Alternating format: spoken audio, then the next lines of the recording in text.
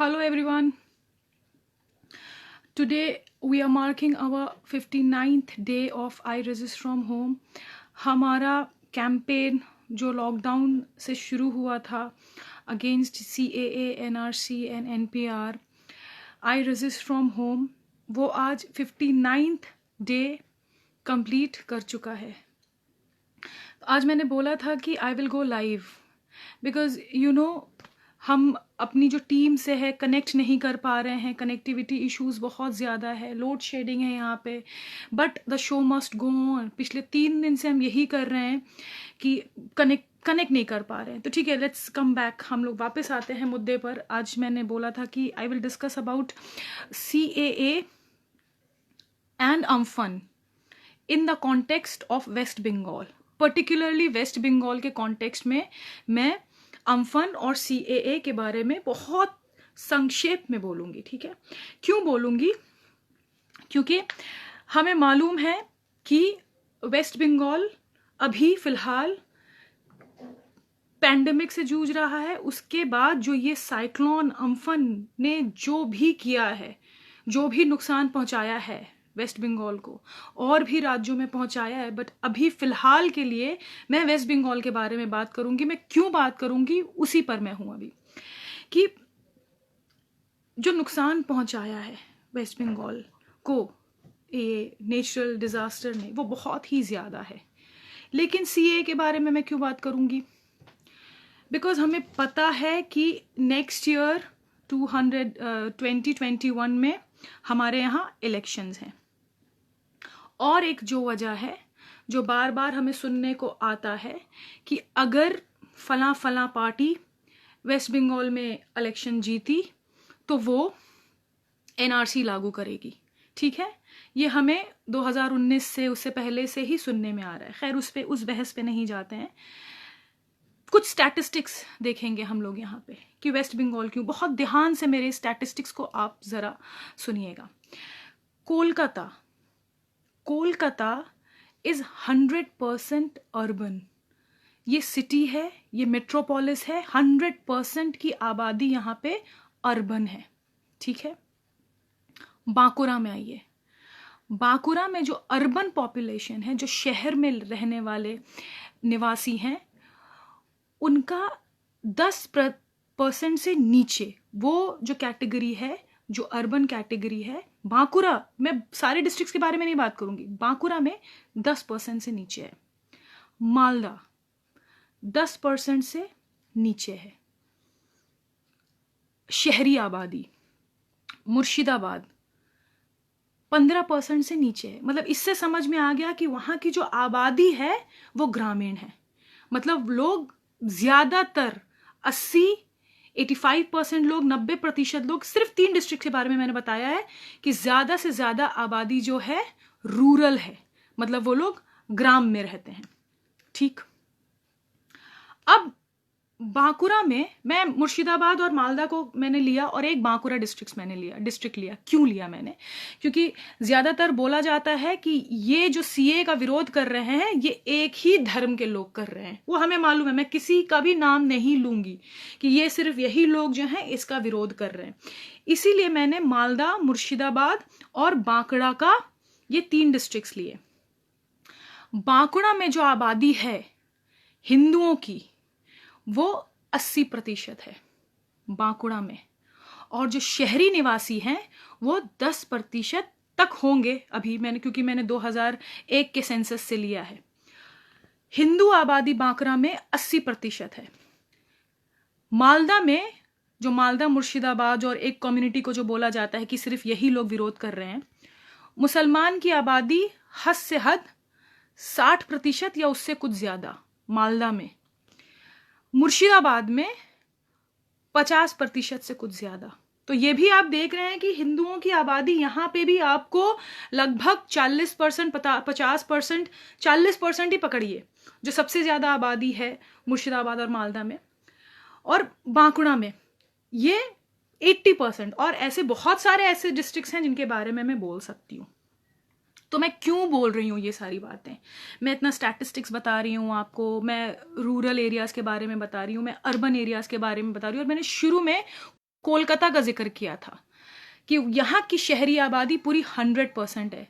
जब कोलकाता जैसे शहर की आबादी, जहाँ पे शहरी आबादी 100% है, एक बंदा यहाँ पे ग्रामीण इलाके से नहीं है, एक ग्राम नहीं है, और जो तबाही यहाँ मची है कलकत्ता में कि अभी भी शहर में बैठे हुए लोड शेडिंग है, तो आप ग्राम में जो हो रहा है आप अंदाजा लगा सकते हैं उसका, कि जहां पे शायद कितने लोग मरे अभी पता नहीं, अभी हमारे पास स्टैटिस्टिक्स नहीं है, अभी हुआ क्या है, क्या होगा, इलेक्ट्रिसिटी नहीं है, इंटरनेट डाउन है, बहुत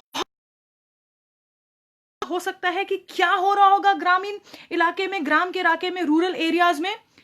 तो मेरा सारा मुद्दा ये बताने का यही है कि भाई जब इतना नुकसान हुआ है, शहरों में बैठकर हम, इलेक्ट्रिसिटी नहीं है हमारे पास, शहरों में बैठकर इतना इतना पानी जम गया है, तो गांव में पेपर्स कहां से लेके आएंगे लोग? आधे से ज्यादा लोगों के पास तो पेपर्स होंगे ही नहीं। जो बर्थ सर्टिफिकेट आप मांग रहे हैं, जो सब आप मांग रहे हैं, वो तो उनके पास होंगे ही नहीं, और जो अगर किसी के पास होंगे भी तो इस साइक्लोन में आपको लगता है कि वो बचा होगा? मैं शहरी आबादी के बारे में नहीं बात कर रही, मैं सिर्फ ग्रामीण आबादी के बारे में बात कर रही हूं। आपको लग रहा है कि कुछ बचा होगा, और अगर बचा भी होगा तो इस पैंडेमिक से जूझने के बाद, इतना सारा जो अभी ये अम्फन से जूझने के बाद वेरिफिकेशन के लाइन में आप लगवाएंगे?